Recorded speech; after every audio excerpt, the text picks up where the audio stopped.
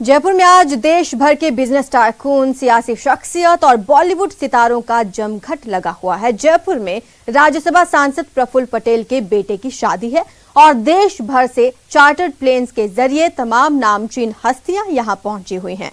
राजनीतिक शख्सियत में केंद्रीय मंत्री अनुराग ठाकुर, कांग्रेस के वरिष्ठ नेता राजीव शुक्ला, महाराष्ट्र की सियासत के दिग्गज नेता शरद पवार, शिवसेना के नेता और महाराष्ट्र सरकार में मंत्री आदित्य ठाकरे, कांग्रेस नेता आनंद शर्मा, एमपी के पूर्व मुख्यमंत्री कमलनाथ के अलावा बिजनेस जगत में अडानी समूह के मालिक गौतम अडानी, उद्योगपति अनिल अंबानी, उनकी पत्नी टीना अंबानी, राज्यसभा सांसद और अपने जमाने की मशहूर अभिनेत्री रही जया बच्चन, बॉलीवुड के भाईजान सलमान खान, सीनियर अभिनेता अनिल कपूर, अभिनेत्री शिल्पा शेट्टी, कांग्रेस के वरिष्ठ नेता गुलाम नबी आजाद भी शामिल हैं।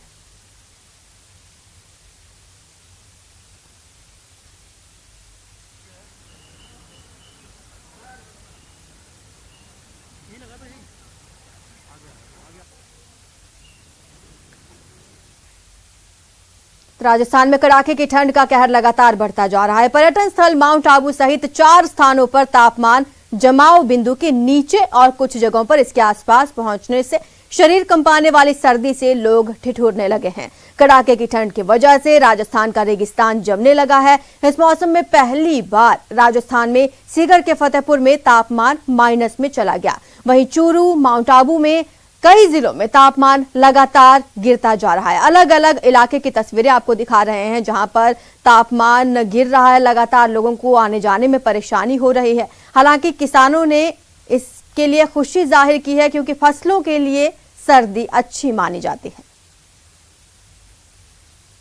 अलग अलग जगह की ये तस्वीरें आपको दिखा रहे हैं। सीकर, अलवर, कोटपुतली, अजमेर, दौसा और उदयपुर से ये तस्वीरें आप देख रहे हैं। जगह जगह सर्दी कहर बरपा रही है। सीकर में सर्दी ने सारे रिकॉर्ड तोड़ दिए हैं। सीकर में अब तक का सबसे कम तापमान रिकॉर्ड हुआ। -5.2 डिग्री सेल्सियस तापमान रिकॉर्ड किया गया है। खेतों में बर्फ जमी है। फसलों को भारी नुकसान की आशंका यहां पर जताई जा रही है।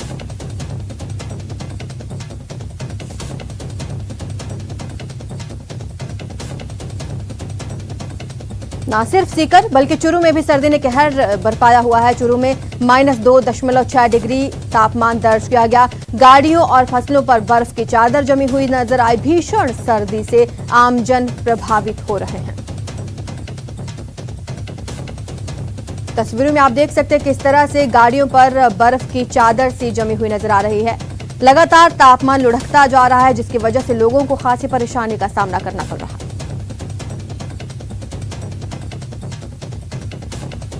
और कुछ ऐसा ही हाल राजसमंद का भी है। सर्दी ने अपने तीखे तेवर दिखाना शुरू कर दिया है। न्यूनतम तापमान में बड़ी गिरावट दर्ज की गई है। -1.1 डिग्री सेल्सियस दर्ज किया गया तापमान। खेतों में बर्फ की चादर जमी हुई नजर आई। और वहीं ये बड़ी खबर आपको बता रहे हैं, जयपुर के मालवीय नगर में जो पैंथर का मूवमेंट दिखाया गया था आपको, पैंथर को रेस्क्यू कर लिया है आखिरकार। वन विभाग की टीम को लंबे वक्त के बाद सफलता मिली है। सुबह से ही टीम यहां पर पहुंची हुई थी। पुलिस के जवान यहां पर मौजूद थे, वन विभाग की टीम यहां पर मौजूद थी और आखिरकार पैंथर का सफल रेस्क्यू कर लिया गया है। आपको बता दें, जयपुर के मालवीय नगर सेक्टर 7 में यह पैंथर घुसा हुआ था। एक बिल्डिंग में घुस गया था जिसकी वजह से लोग दहशत में आ गए थे। अपने अपने छतों पर खड़े हो गए थे डर के मारे और वन विभाग को सूचित किया गया। पुलिस को सूचना दी गई। दोनों टीमें मौके पर पहुंची। कड़ी मशक्कत के बाद आखिरकार पैंथर को पकड़ लिया गया है। लोगों ने राहत की सांस ली है। आपको बता दें, शहरी इलाकों में पैंथर का मूवमेंट डराने वाला था। लोग दहशत में आ गए थे और आखिरकार अब जाकर शिकंजे में आया है पैंथर और लोगों ने राहत की सांस ली है। लगातार आपको तस्वीरें दिखा रहे थे किस तरह से पैंथर का रेस्क्यू किया जा रहा था। जयपुर के मालवीय नगर के सेक्टर 7 में ये पैंथर की मूवमेंट देखी गई थी। जब एक छत से दूसरे छत पर ये पैंथर वहां पर मंडराता हुआ नजर आया, लोगों ने इसकी तुरंत सूचना वन विभाग और पुलिस को दी। दोनों टीमें मौके पर पहुंची और कड़ी मशक्कत के बाद, देखिए सुबह से ही ये टीमें लगातार रेस्क्यू ऑपरेशन चला रही थी। कड़ी मशक्कत हुई पैंथर को पकड़ने में क्योंकि जिस बिल्डिंग में ये पैंथर घुसा हुआ था वो निर्माणाधीन थी। वहां पर अंधेरा था अंदर और किसी तरह से इस पैंथर को रेस्क्यू किया गया है और अब जाकर वन विभाग की टीम को सफलता हासिल हुई है। पैंथर को सफल रेस्क्यू कर लिया गया है।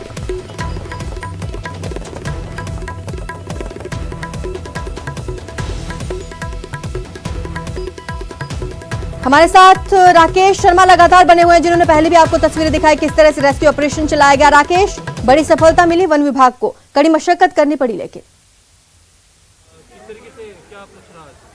नहीं, सुबह सूचना प्राप्त हुई थी पैंथर की मालवीय नगर के अंदर, जो पुलिस कंट्रोल रूम से भी आया था और कुछ लोगों का फ़ोन आया था डायरेक्ट।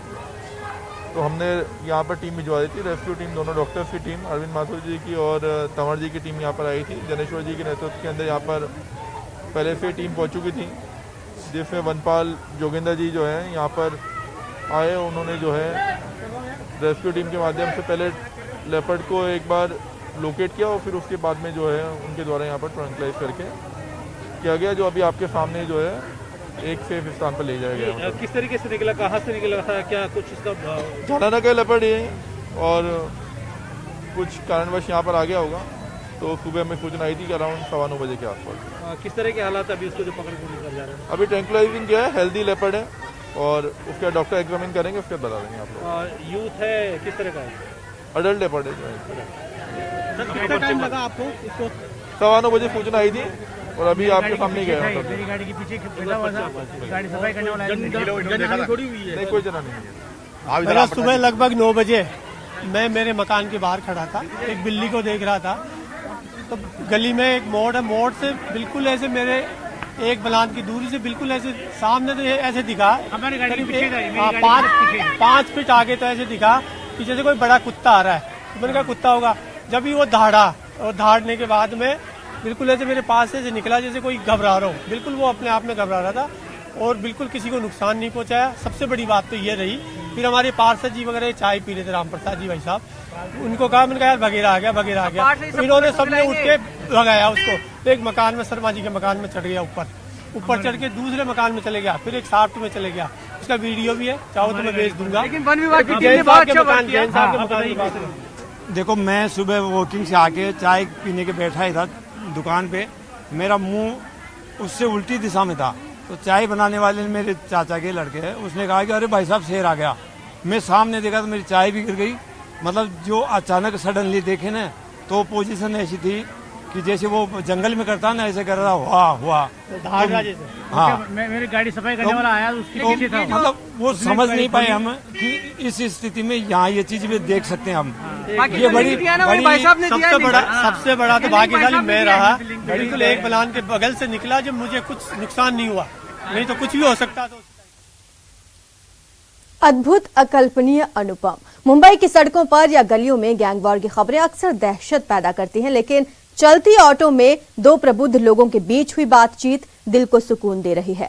जीवन का पाठ पढ़ाते इस वीडियो को शेयर किया है मशहूर फिल्म अभिनेता अनुपम खेर ने, जिसे देखकर आप भी कह उठेंगे अद्भुत, अकल्पनीय, अनुपम। आखिर क्यों नहीं? जिन रिक्शा चलाने वालों को लोग जिंदगी में पिछड़ा हुआ मान लेते हैं, उसी ऑटो रिक्शा वाले ने जीवन की अनोखी सीख दी। अनुपम खेर ने वीडियो अपने इंस्टाग्राम हैंडल पर शेयर किया है, जिसमें वो एक ऑटो रिक्शा वाले से बात करते हुए नजर आ रहे हैं। बातचीत के दौरान ऑटो चलाने वाले भूपति देवदास अपने जीवन के अनुभवों को शेयर कर रहे हैं। वो बता रहे हैं कि कैसे वे काम करते रहे और भगवान का नाम जपते रहे।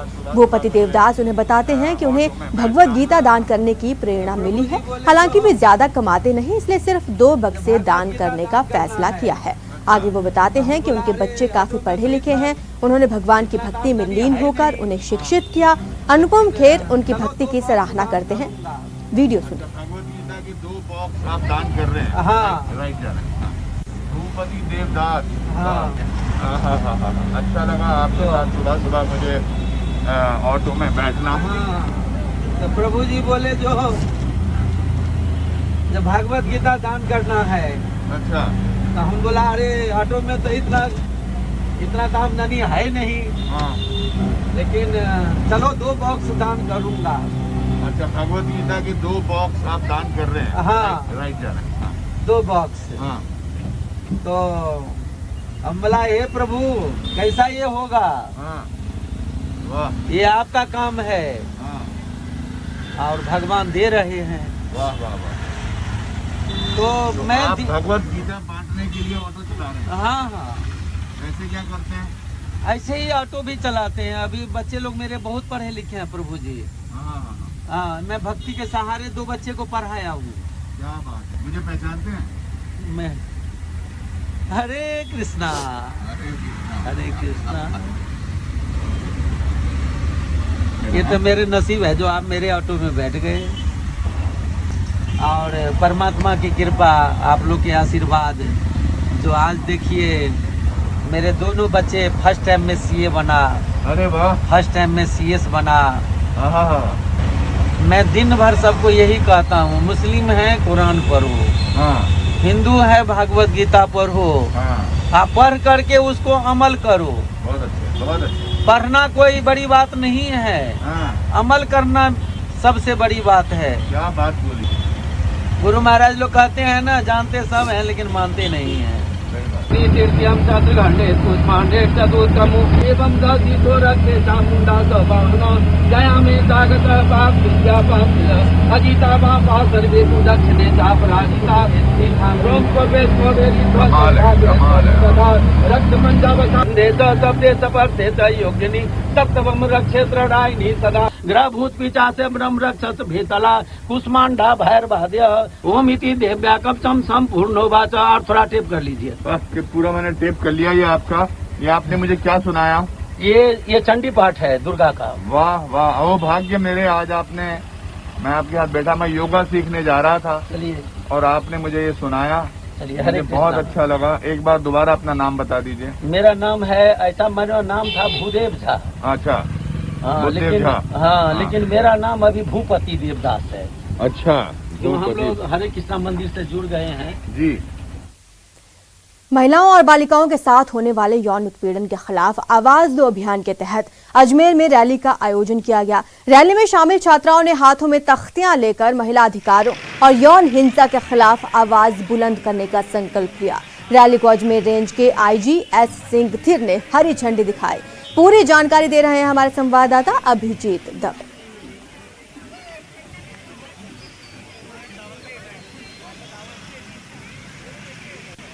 महिला अत्याचारों और खास तौर से नाबालिग बच्चियों के साथ होने वाले यौन उत्पीड़न के खिलाफ Ajmer range police IG S Sengathir की ओर से शुरू किए गए आवाज दो अभियान के तहत आज जागरूकता रैली निकाली जा रही है। अजमेर में ये वॉकेथॉन रैली का आयोजन किया जा रहा है, जो अर्बन हाट से शुरू होकर जो खरमौर पॉइंट है वहां तक चलेगी। और आप देख सकते हैं इस रैली में बड़ी संख्या में जो महिलाएं हैं वो हाथों में तख्तियां लेकर यहाँ पर निकली हुई हैं, और जो यौन उत्पीड़न है खास तौर से बालिकाओं के खिलाफ, उसके खिलाफ जन जागरूकता फैलाने का यहाँ पे प्रयास किया गया है। और ये रेंज आईजी के प्रयासों का ही असर है कि कई मामलों में यहाँ पर सजाएं भी हुई है। हमारे साथ जो अजमेर रेंज के आईजी हैं एस संगथिर, वो बातचीत के लिए मौजूद रहेंगे।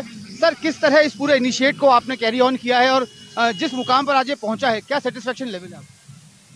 अब जो लगातार इस पे आवाज अभियान के तहत अलग अलग कार्यक्रम चला रहे हैं, उसके तहत अवेयरनेस लोगों में बढ़ी है और कानूनी प्रावधान के बारे में लोगों को मालूम पड़ा, और पुलिस जो अलग अलग तरीके से रिपोर्टिंग व्यवस्था को सुधार रही है, जो बेहतर करने की कोशिश कर रही है, उसके बारे में लोगों को मालूम पड़ रहा। अब यह ये लॉन्ग टर्म इन्वेस्टमेंट मान रहे हैं, इसमें लगातार इसमें काम करते रहेंगे तो इसका फायदा ज्यादा से ज्यादा आगे होगा। तो कुछ सक्सेस रेशियोज भी निकल के सामने आए हैं आपके इस आवाज दो अभियान के तहत। अब तक नहीं मुखर हो पा रही थी अपने खिलाफ, जो उनके यौन हिंसा हो रही थी, वो अब निकल के सामने आई है। और जो पॉस्को में जो केसेस चल रहे हैं उसमें भी स्पीडी ट्रायल चल रहे हैं। केस ऑफिसर स्कीम के तहत पोक्सो एक्ट और बलात्कार केसेस की सजा दिलाने की कोशिश हो रही है, और एक केस में जो मेन केस है उसमें केस ऑफिसर नियुक्त होकर लगातार पीछा करके ज़्यादा से ज़्यादा सजा दिला रहे हैं। उसके तहत 15 केसेस में अभी तक सजा हो चुकी है। 2 केस में फांसी की सजा और 4 केस में आजीवन कारावास जैसे गंभीर लेवल पे जो सजाएं हुई है। इसके साथ साथ पुरानी घटनाएं, कुछ एक घटनाएं के बारे में रिपोर्टिंग नहीं हुई है और पीड़िता डरी हुई थी, और वो खुल के अभी रिपोर्ट के साथ आ रहे हैं। और बाल विवाह जैसी जो बातें हैं, जो रिवाज, गलत रिवाज समाज में है, उसके बारे में शिकायत आ रही है। हर एक तरीके से उसको अटेंड करके बेहतर काम करने की कोशिश कर रहे हैं। पुलिस मुख्यालय ने भी इस इनिशिएट को काफी अप्रेस किया है। खुद डीजीपी आपके प्रोग्राम में आए थे। आपको क्या लग रहा है सर, सेकंड फेज में गवर्नमेंट इसको किस तरह से अडॉप्ट कर सकती है, नहीं कर? अब हमारी प्रस्ताव तो यही है, स्टेट लेवल पे, पुलिस के लेवल पे हो या सरकार के लेवल पे, इसको टेकअप और अग्रेसिवली बेटर ढंग से चलाना चाहिए। सहयोगी उदय के साथ अभिजीत दवे, न्यूज़ 18 अजमेर। दौसा के बांदीकुई थाने से हवालात तोड़कर चोरी का एक आरोपी फरार हो गया। घटना के बाद पुलिस की अनेक टीमें आरोपी अजीत मीणा की तलाश के लिए रवाना कर दी गई हैं। बताया यह जा रहा है कि फरार अजीत मीणा मोटरसाइकिल चोरी का आरोपी था। उसके कब्जे से 9 बाइक्स बरामद हुई थी। आरोपी पहले से ही कोलाना जेल में बंद था। 2 दिन पहले बांदीकुई पुलिस प्रोडक्शन वारंट पर आरोपी को लेकर आई थी, लेकिन यहां से वो फरार होने में कामयाब रहा।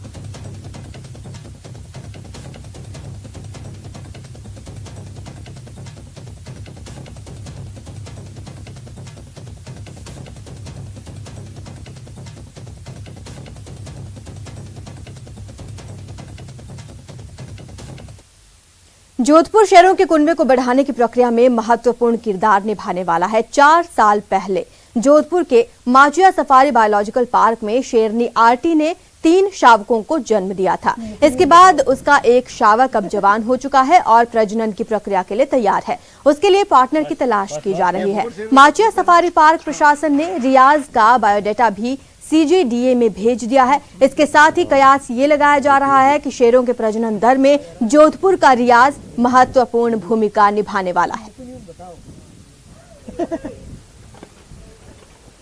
वो रियाज उसका भी लगभग उम्र 4 साल हो चुकी है और वो एक वयस्क नर शेर बन चुका है।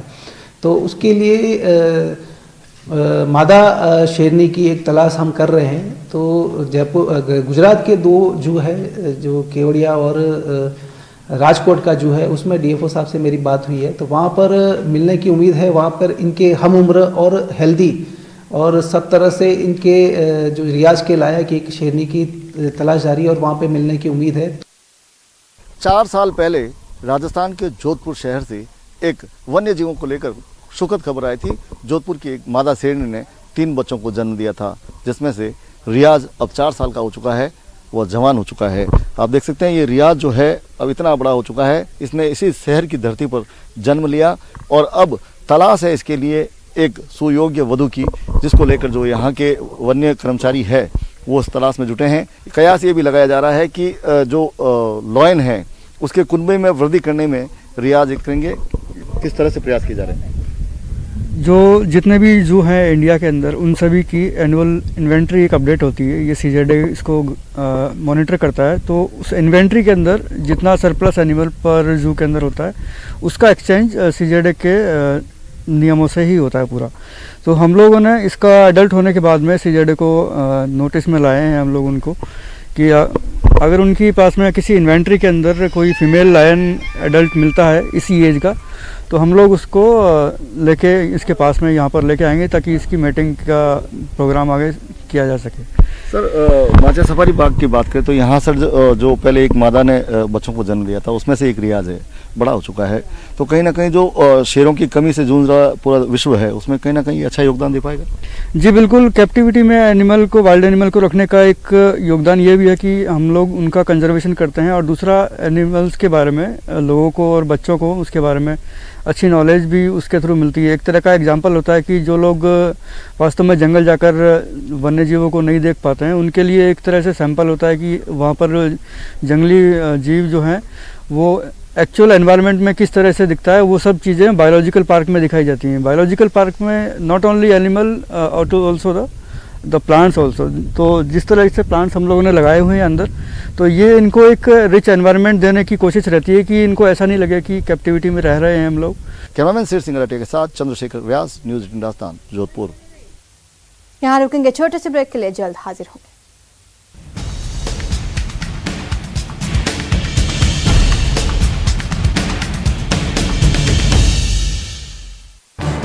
इस न्यूज हेडलाइंस के प्रायोजक पेट सफा आयुर्वेदिक जून।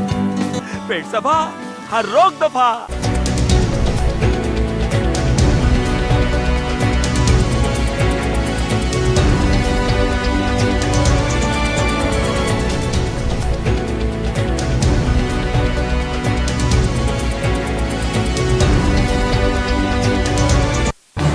इस न्यूज हेडलाइंस के प्रायोजक पेट सफा आयुर्वेदिक जून। पेट सफा, हर रोग दफा।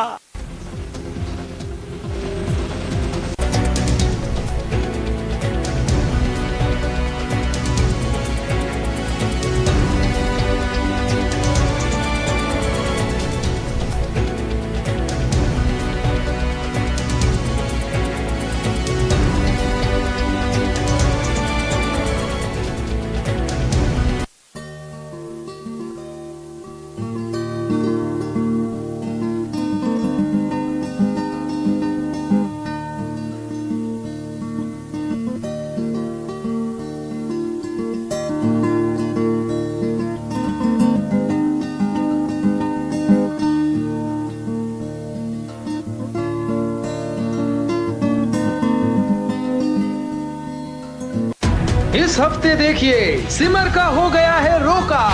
जी मुझे बहुत खुशी है, रोका मुझसे ही हुआ है।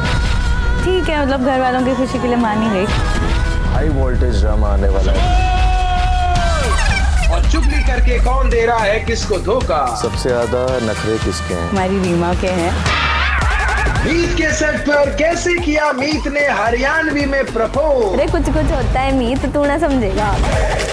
देखना ना भूले भाभी तेरा देवर दीवाना।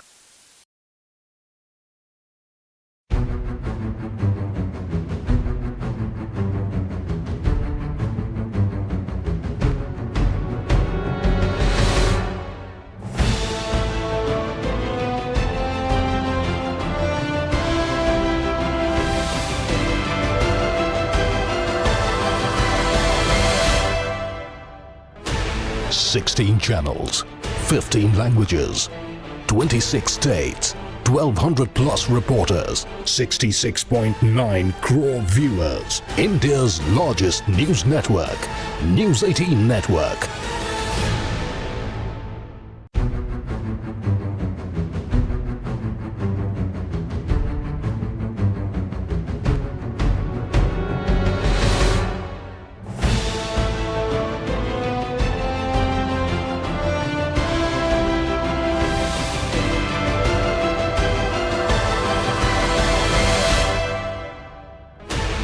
Sixteen channels, 15 languages, 26 states, 1200 plus reporters, 66.9 crore viewers. India's largest news network, News 18 Network.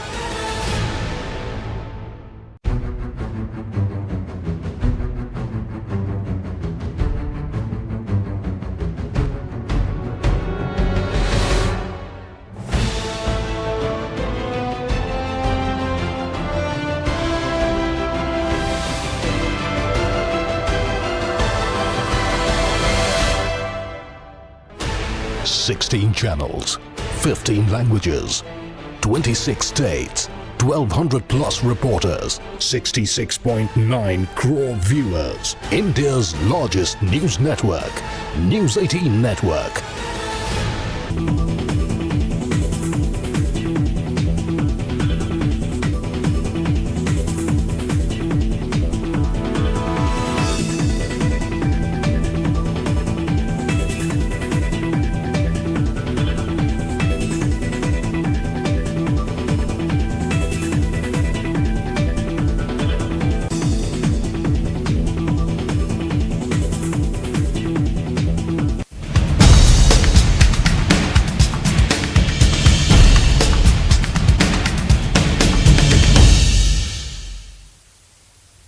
Jaisalmer के किशनगढ़ में ब्लास्ट हुआ। किशनगढ़ फील्ड फायरिंग रेंज में बड़ा हादसा हो गया है। मोर्टार का गोला फटने से यह हादसा हुआ। हादसे में एक जवान का निधन हो गया है, 5 लोग घायल हो गए हैं। संदीप कुमार के नाम से मृतक जवान की पहचान हुई है। घायलों का अस्पताल में इलाज जारी है। बीएसएफ पंजाब फ्रंटियर के हैं ये सभी जवान। एक बड़ा हादसा जैसलमेर में देखने को मिला जब किशनगढ़ में ब्लास्ट हो गया। किशनगढ़ फील्ड फायरिंग रेंज में बड़ा हादसा हुआ है। मोर्टार का गोला फटने से हादसा हुआ। हादसे में एक जवान की मौत हो गई है, 5 लोग घायल हैं। संदीप कुमार के नाम से मृतक की पहचान की गई है। वहीं घायलों का अस्पताल में इलाज जारी है। आपको बता दें कि बीएसएफ पंजाब फ्रंटियर के ये सभी जवान।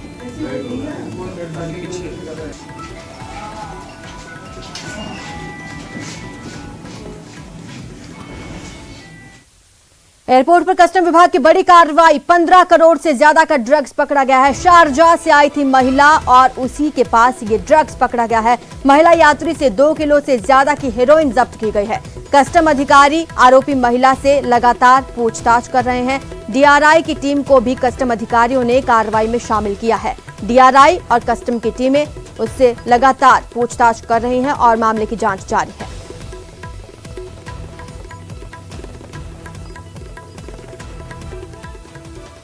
गहलोत सरकार 3 साल कंप्लीट कर चुकी है। कई कार्यक्रम आयोजित किए जा रहे हैं। जयपुर में सीएम अशोक गहलोत ऐसे ही कार्यक्रम में शिरकत कर रहे हैं।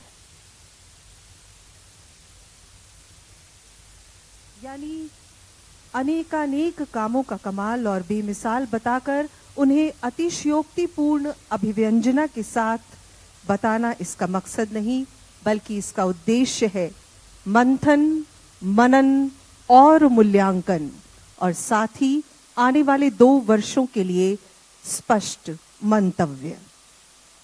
पुनः आप सभी का स्वागत।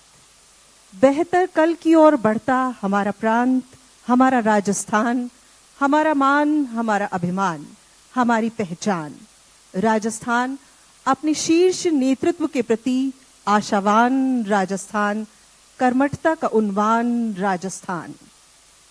यहाँ हम जमा हैं आज इस खुशगवार माहौल में। इस आयोजन में राज्य सरकार के 12 विभागों के 1104 कार्यों का लोकार्पण किया जाएगा और इसके साथ ही 90 कार्यों का शिलान्यास।